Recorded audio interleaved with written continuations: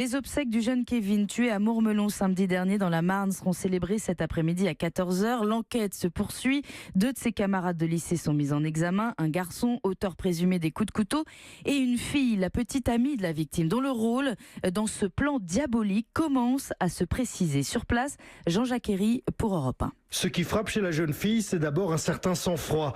Immédiatement après le guet-apens et alors que Kevin gît au sol ensanglanté, c'est elle qui appelle les pompiers. Céline est le premier témoin arrivé. Elle se souvient d'une jeune fille paniquée, mais qui mettait déjà en place le scénario prévu et imaginé avec son complice, faire croire à une agression. Tout de suite, elle me dit que c'est une agression. Elle répète plusieurs fois, je ne comprends pas pourquoi il a fait ça, il n'y avait rien dans ce sac, il n'y avait rien dans ce sac.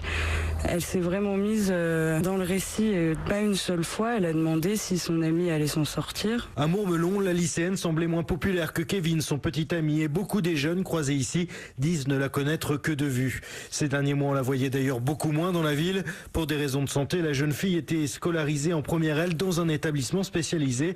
Elle ne revenait chez elle que le week-end. Un éloignement qui ne l'empêchait pas d'entretenir un lien quasi quotidien avec son complice. Une relation ambivalente et ambiguë entretenue à coups de texto.